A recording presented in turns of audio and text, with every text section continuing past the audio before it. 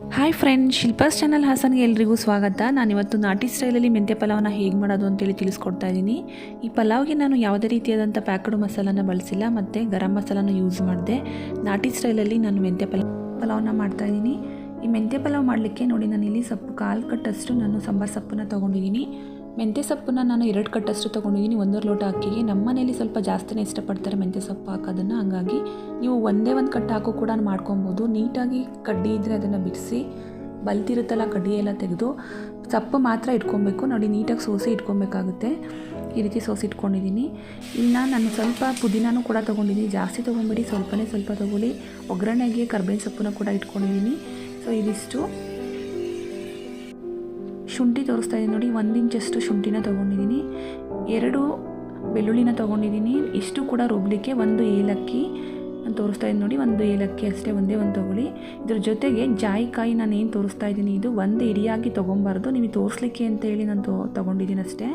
ಇದರಲ್ಲಿ ಸ್ವಲ್ಪ ಚಿಕ್ಕದು ಇಷ್ಟು ಕಟ್ ಮಾಡಿ ನಾವು ತೊಗೊಬೇಕಾಗುತ್ತೆ. ಅದ್ರ ಜೊತೆಗೆ ಇನ್ನೊಂದು ಸ್ವಲ್ಪ ಚಿಕ್ಕದನ್ನು ನಾನು ತೊಗೊಂಡಿದ್ದೀನಿ. ಇಷ್ಟೇ ತೊಗೊಳ್ಳಿ, ಒಂದನ್ನು ಪೂರ್ತಿ ತೊಗೊಬಾರ್ದು. ಆರೋಗ್ಯಕ್ಕೂ ಕೂಡ ತುಂಬ ಒಳ್ಳೆಯದು ಜಾಯಿಕಾಯಿ ಯೂಸ್ ಮಾಡಿ.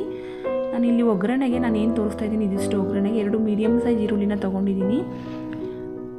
ಮತ್ತು ಚಕ್ಕೆನ 1 ಇಂಚಷ್ಟು ತೊಗೊಂಡಿದ್ದೀನಿ. ಸ್ಟಾರ್ ಹೂವು 1 ದೊಡ್ಡದು 1 ಚಿಕ್ಕದು, ಇಷ್ಟು ಸಾಕಾಗುತ್ತೆ. ನೆಕ್ಸ್ಟು ಏಲಕ್ಕಿ 2ನ ತೊಗೊಂಡಿದ್ದೀನಿ. ಅದನ್ನು ಸ್ವಲ್ಪ ಓಪನ್ ಮಾಡಿ ಇಟ್ಕೊಂಡಿದ್ದೀನಿ, ಅದು ಫ್ಲೇವರ್ ಬರಲಿಕ್ಕೆ ಅಂತ ಹೇಳಿ. ಹಸಿಮೆಣಸಿನ್ಕಾಯಿ ಖಾರಕ್ಕೆ ನೋಡ್ಕೊಂಡು ಹಾಕ್ಕೊಳ್ಳಿ. ನಾನು 4 ಇಟ್ಕೊಂಡಿದ್ದೀನಿ. ಸಾಕಾಗಿಲ್ಲ ಅಂತ ಅಂದರೆ ಖಾರದ ಪುಡಿನೂ ಕೂಡ ಯೂಸ್ ಮಾಡ್ಬೋದು. 1 ಮೀಡಿಯಮ್ ಸೈಜ್ ಟೊಮೊಟೊನ ನಾನು ತೊಗೊಂಡಿದ್ದೀನಿ. ಇದಿಷ್ಟು ಒಗ್ಗರಣೆಗೆ. ನೆಕ್ಸ್ಟು ನಾವೇನು ಸೊಪ್ಪನ್ನು ಬಿಡಿಸಿಟ್ಕೊಂಡಿದ್ವಿ ಅದನ್ನು ನೀಟಾಗಿ ತೊಳೆದು ಅದನ್ನು ಹೆಚ್ಚಿಟ್ಕೊಬೇಕಾಗುತ್ತೆ.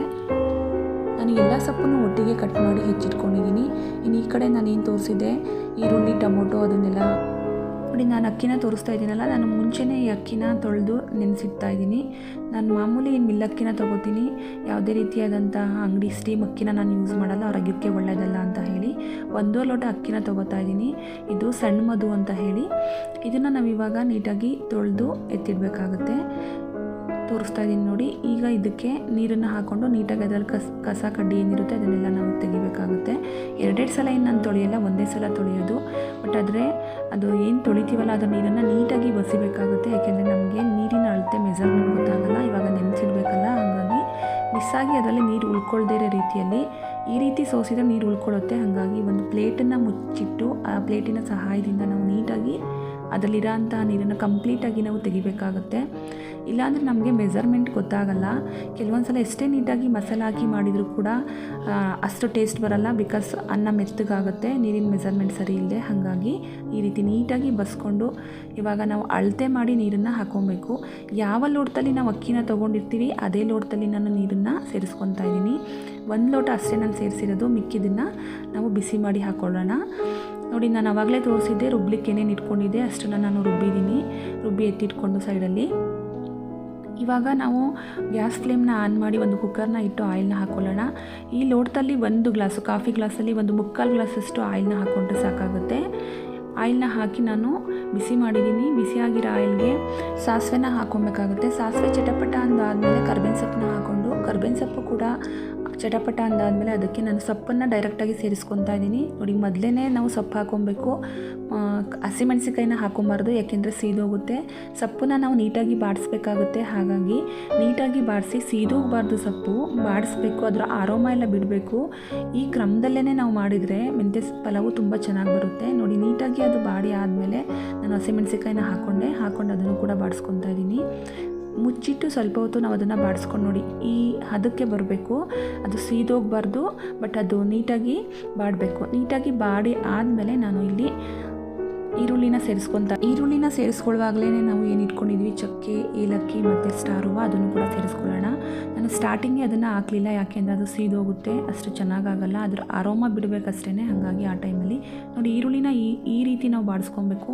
ನೋಡಿ, ಇಷ್ಟು ಚೆನ್ನಾಗಿ ಬಾಡಿ ಆದಮೇಲೆ ಚೆನ್ನಾಗಿ ಬಾಡಿಸ್ಕೊಬೇಕು. ಈರುಳ್ಳಿನ ಸೀಬಾರ್ದು, ಬಟ್ ಬಾಡಿಸ್ಕೊಬೇಕು.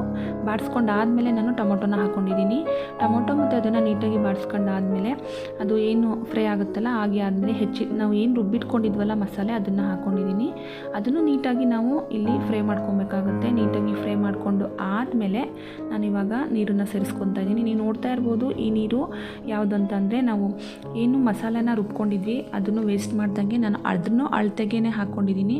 ಅದ್ರ ಜೊತೆಗೆ ಬಿಸಿ ನೀರನ್ನು ಒಟ್ಟಿಗೆ ಸೇರಿಸ್ಕೊಂಡು 1 ಗ್ಲಾಸ್ನ ಹಾಕ್ಕೊಂಡೆ. 1 ಗ್ಲಾಸ್ ಆದಮೇಲೆ ಇನ್ನು ಮತ್ತೆ 3/4 ಗ್ಲಾಸು, ಅಲ್ಲಿಗೆ 1 ಗ್ಲಾಸ್ ಆಯಿತು. ಇದ್ರ ಜೊತೆಗೆ ಅರಶಿನ ಸೇರಿಸ್ಕೊತಾ ಇದ್ದೀನಿ. ಸ್ವಲ್ಪ ಉಪ್ಪು, ರುಚಿಗೆ ತಕ್ಕಷ್ಟು ಉಪ್ಪನ್ನ ನಾವು ಸೇರಿಸ್ಕೊಂಡು ನೀಟಾಗಿ ಕುದಿಲಿಕ್ಕೆ ಬಿಡಬೇಕು.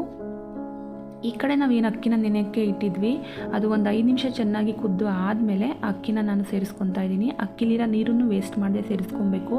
ನಾನು 1/4 ಲೋಟ ನೀರು, ಬಿಸಿ ನೀರು ಹಾಕಿದ್ದೆ, ಮತ್ತು 1 ಲೋಟದಷ್ಟು ನಾನು ಅಕ್ಕಿ ನೀರು, ಒಟ್ಟಿಗೆ 2/4 ಲೋಟ, 1.5 ಲೋಟಕ್ಕೆ 2/4 ಹಾಕಿ ಎಲ್ಲ ಆದಮೇಲೆ ಒಂದು 5 ನಿಮಿಷ ಅಷ್ಟೇ ಅದನ್ನು ನಾವು ಮುಚ್ಚಿಟ್ಟು ಕುದಿಸ್ಬೇಕು. ಈ ರೀತಿ ಕುದಿ ಬರುವಾಗ ನಾವು ಲಿಡ್ಡನ್ನು ಕ್ಲೋಸ್ ಮಾಡಬೇಕು. ಲಿಡ್ಡನ್ನು ಕ್ಲೋಸ್ ಮಾಡಿ ಉಪ್ಪು ಎಲ್ಲ ಸರಿ ಇದೆಯಾ ಅಂತ ನೋಡಿಕೊಂಡು ಕ್ಲೋಸ್ ಮಾಡಿ, ಅಷ್ಟೇ, ಇನ್ನೇನು ಇಲ್ಲ.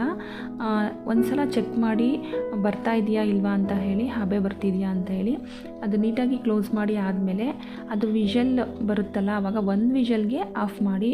ಕಂಪ್ಲೀಟ್ ವಿಷಲ್ ಬಂದಾದಮೇಲೆ ನಾವು ಆಫ್ ಮಾಡಬೇಕು. ಒಂದೇ ಒಂದು ವಿಷಲ್ ಸಾಕು.